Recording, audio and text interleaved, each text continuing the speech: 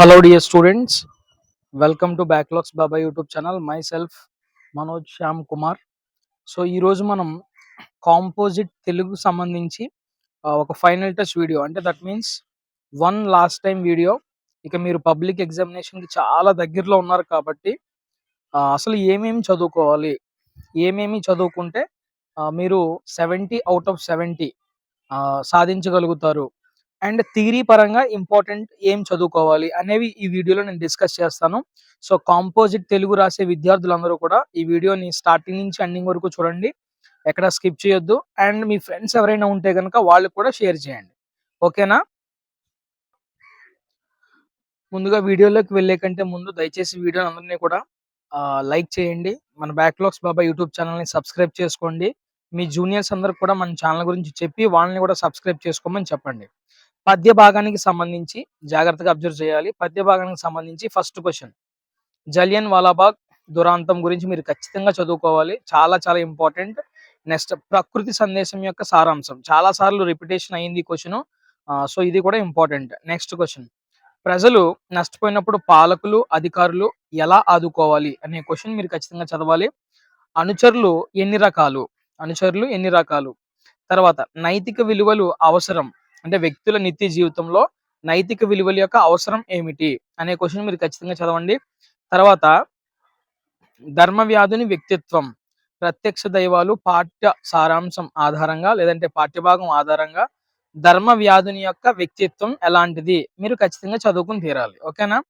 So last question పద్య భాగం నుంచి, ఆంగ్లేయుల నిరంకుశత్వ పాలనలో భారతీయుల యొక్క పరిస్థితి ఏమిటి, ఆంగ్లేయుల నిరంకుశత్వ పాలనలో భారతీయుల పరిస్థితి ఏమిటి. ఇప్పుడు మనకి పద్య భాగం నుంచి 2 క్వశ్చన్లు ఇస్తాడు, ఓకే? కేవలం మనం ఒక్కటి మాత్రమే ఆన్సర్ చేయాలి. సో ఈ క్వశ్చన్లు కానీ మీరు ప్రిపేర్ అయితే ఖచ్చితంగా 2 ఇందులో నుంచి రావడానికి అవకాశం ఉంది.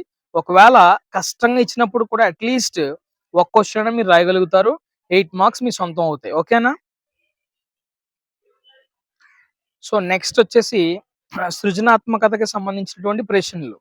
ఈ ప్రశ్నలు బోత్ పద్య భాగం నుంచి గద్య భాగం నుంచి రావడానికి అవకాశం ఉంది. సో ఫస్ట్ క్వశ్చన్ ఏంటో జాగ్రత్తగా చూడండి ఇక్కడ. సో మీ పాఠశాలకి ఒక కవి వచ్చారు, ఓకేనా? ఆ కవుల గురించి నువ్వు తెలుసుకోవడం కోసం ఒక ప్రశ్నావళి పత్రం తయారు చేయాలి.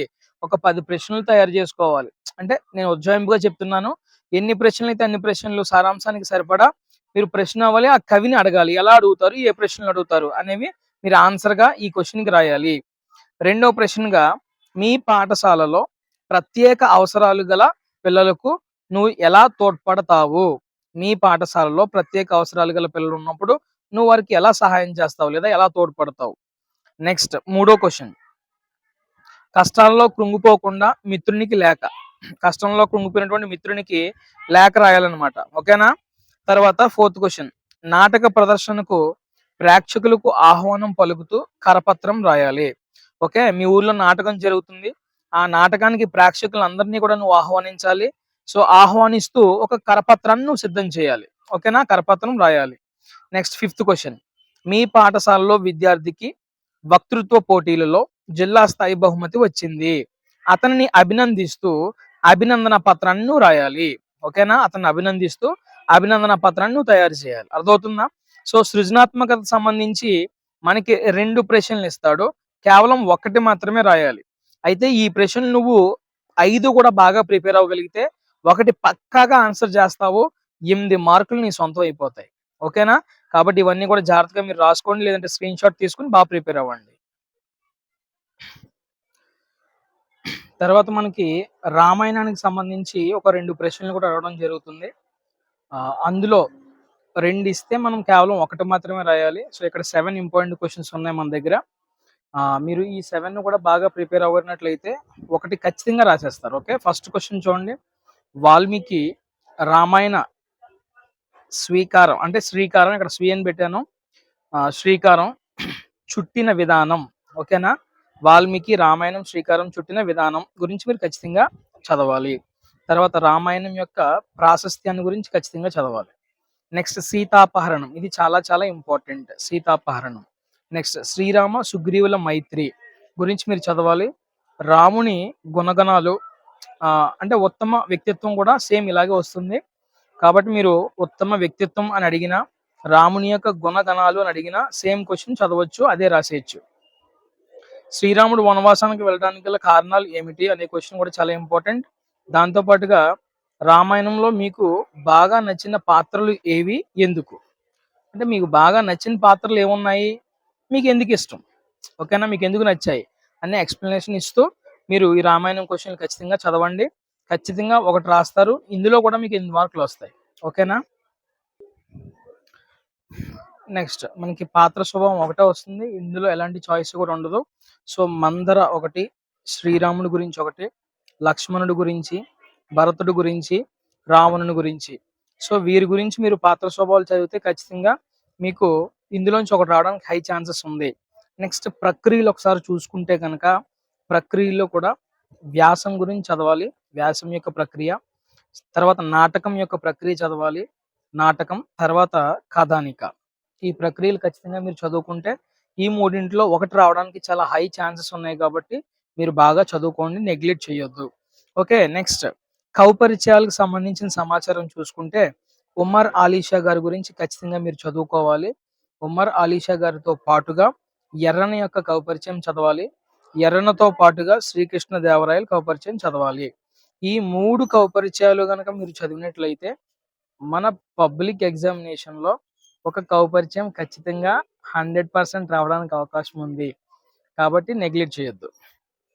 ఓకే, సో ఇక అన్నీ అయిపోయినాయి.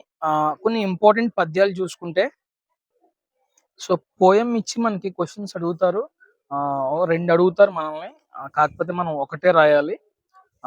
సో చాయిస్ ఉంటుంది కాబట్టి జస్ట్ ఒకటి రాస్తే సరిపోద్ది. నేను చెప్తాను ఇంపార్టెంట్ ఏంటి అనేవి, ఇవి బాగా ప్రిపేర్ అవ్వండి.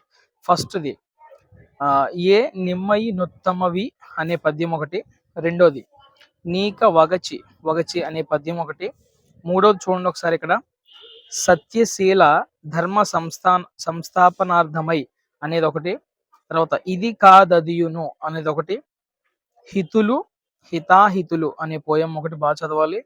నెక్స్ట్ మాతృభాషయందు అనే పోయం ఒకటి, నాదైన భాగ్యవశము అనే పోయం ఒకటి, భూమిలోన బుట్టు భూసార మెల్లను అనే ఒక పద్యం మీరు బాగా చదవాలి. దానితో పాటుగా జనని జనకుండు సద్గురుడా అనేది ఒకటి ఉంది కదా, ఇది కూడా మీరు చదవాలి. భావమెటులుండే బలుకట్టుదై దేశ వైశాల్య మర్ద సిద్ధికిని మూల అనే ఈ మొత్తం పద్యాలన్నీ కూడా మీరు ఒకసారి జస్ట్ రివిజన్ చేస్తే సరిపోతుంది.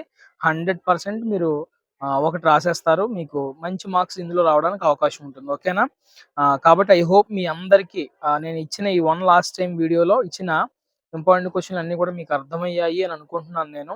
సో ఏ ఒక్కటి కూడా మీరు నెగ్లెక్ట్ చేయొద్దు. ఒకసారి నేను మొత్తం అంతా కూడా నేను చూపిస్తాను, మీరు ఎవరైనా నోట్ చేసుకోకపోతే ఇమీడియట్ గా నోట్ చేసుకోండి. అండ్ ఇవి చాలా చాలా క్రూషియల్ రోల్ ప్లే చేయబోతున్నాయి. ఇక మీరు ఫైనల్ ఎగ్జామినేషన్స్ రాస్తారు కాబట్టి మళ్ళీ మళ్ళీ ఇక వెనక్కి చూసుకోలేకుండా ఫస్ట్ మీరు ప్రిపేర్ అయిపోతే ఇవి ప్రిపేర్ అవ్వండి. ఆ తర్వాత మీకు ఇంకా ఏమైనా క్వశ్చన్స్ మీ స్కూల్లో కానీ ఎక్కడైనా కానీ ఇస్తే అవి బాగా నేర్చుకుని ఎగ్జామినేషన్ బాగా రాయండి, ఓకేనా. All the best for your examination. అందరూ బాగా రాయండి, బాగా చదవండి.